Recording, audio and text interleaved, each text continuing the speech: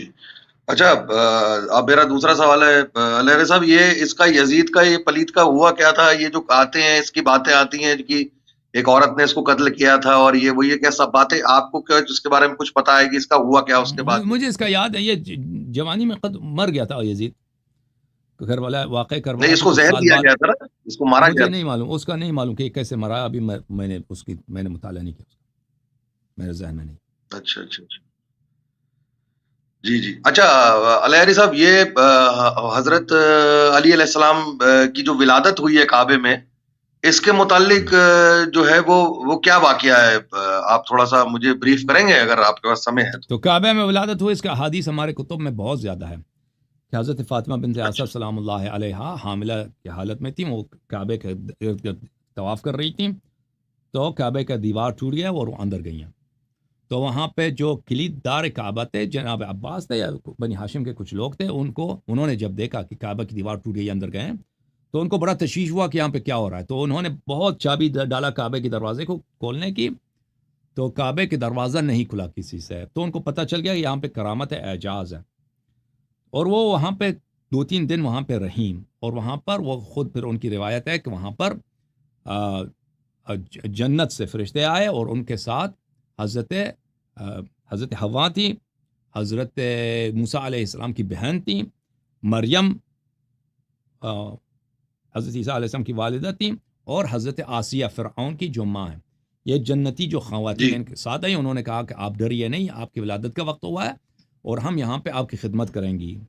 تو انہوں نے خدمت کیا. پھر امیر المؤمنین علیہ السلام کی ولادت ہوئی ہے. اس کے بہت اعجاز سناتے ہیں کہ انہوں نے ولادت ہوتی ہے، انہوں نے سجدہ کیا ہے اور شہادتین پڑھی ہے اور اپنی امامت کی شہادت دی ہے، اپنے اولاد طاہرین کی امامت کی شہادت دی ہے. پھر ان جنت سے جو خواتین آئی تھیں ان کو امیر المؤمنین علیہ السلام کو کپڑے میں ڈانپا ہے، پھر ان کے حوالے کیا ہے. پھر وہ 2-3 دن کے بعد، اس کی روایات ہمارے کتب میں بہت زیادہ ہیں، ایک دو نہیں، ایک ہی ہے، اور مخالفین کے کتب میں بھی ہیں. حاکم مستدرک میں فرماتے ہیں کہ یہ واقعہ کہ امیر المؤمنین علیہ السلام کی ولادت کعبے میں، یہ متواتر ہے. پھر کعبے کا دروازہ کھلا ہے اور وہ باہر آئی ہیں. جب باہر آئی ہیں تو امیر المؤمنین علیہ السلام نے آنکھ نہیں کھولا ہے. رسول پاک صلی اللہ علیہ وسلم کی وہ عمر مبارک اس وقت 30 سال تھی. رسول اللہ صلی اللہ علیہ وسلم استقبال میں آئے ہیں، انہوں نے بچے کو اپنے گود میں لیا. تو رسول پاک صلی اللہ علیہ وسلم نے جب بچے کو اپنے گود میں لیا ہے تو ان کی طرف دیکھا تو امام امیر المؤمنین علیہ السلام نے چہرہ کھولا، آنکھ کھولے ہیں اور مسکرایا ہے. تو سب سے پہلے جو ان کی نظر پڑی ہے رسول پاک صلی اللہ علیہ وسلم. پھر رسول پاک صلی اللہ علیہ وسلم کو اپنے ساتھ لے کے گئے، اور جناب فاطمہ بنت اسد سلام اللہ علیہا ماں کی طرح تھی، کیونکہ رسول پاک صلی اللہ علیہ وسلم کی جو اپنی ماں ہے جناب آمنہ بچپن میں وفات ہو گئی تھی. تو ان کی پرورش حضرت فاطمہ امیر المؤمنین علیہ السلام کی والدہ حضرت فاطمہ بنت اسد سلام اللہ علیہا نے کی ہے، پیغمبر کی. اور وہ رہتے بھی انہیں کے مکان میں، ان کے ساتھ ہی تھے. وہ ان کے بالکل بیٹے کی طرح تھے، یعنی اس گھر میں ایک بڑے بھائی کی حیثیت سے تھے، اسی گھر میں رہتے تھے. حضرت ابو طالب علیہ السلام کے فرزند کی طرح تھے. اور ان کو گھر میں لائیں تو ان کا گہوارہ جو تھا، بچے کو گہوارہ میں رکھا. گہوارہ جو تھا ہمیشہ پیغمبر صلی اللہ علیہ وسلم کے بستر کے ساتھ ہوتا تھا، نہ کہ حضرت فاطمہ بنت اسد کے ساتھ ہو. تو وہ ہی ہلاتے تھے گہوارے کو. کھانے کا وقت ہوتا تھا تو کھانا پیغمبر صلی اللہ علیہ وسلم دیتے تھے. ہمارے روایات میں ہے کہ پیغمبر صلی اللہ علیہ وسلم اپنی انگوٹھی مبارک امیر المؤمنین علیہ السلام کے دہن میں رکھتے تھے اور اسی کو چوستے تھے، اسی سے ان کا طعام ہوتا تھا، اعجاز کے طور پر، کرامت کے طور پر. تو وہ اسی سے پلے بڑھے.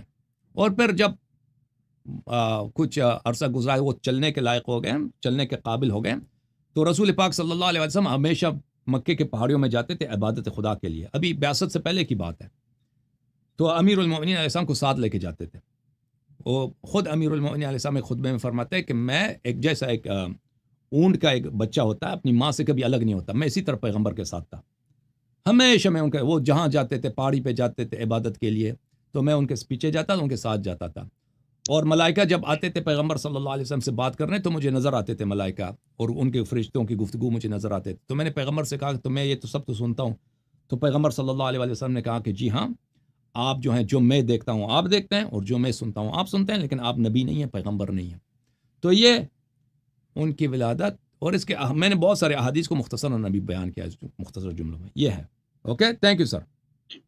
مزید کوئی حکم ہے؟ جی الہیری صاحب ایک کوشچن میرا رہ گیا ہے، ایک کوشچن میں جی اور صاحب، آپ سے پوچھنا جی چاہتا ہوں. جی. جی اجازت دیں. ہم. جی حضرت حسین علیہ السلام کے ساتھ کربلا میں کتنے لوگ، کتنے مرد حضرات سے اور کتنی عورتیں، اس کا کوئی ٹوٹل ہمارے پاس ہے؟ تو اس کا ہے ابھی یعنی 70-80 کے قریب مرد تھے ان کے ساتھ، پھر خواتین تھیں. ابھی نمبر مجھے اس سے فل نمبر ابھی میرے ذہن میں نہیں ہے. Okay, thank you sir. بہت چھوٹا لشکر تھا ان کا، بہت ہی چھوٹا گروپ تھا ان کا. سلام اللہ علیہ ظاہری طور پر. تھینک یو سر، بہت مہربانی آپ.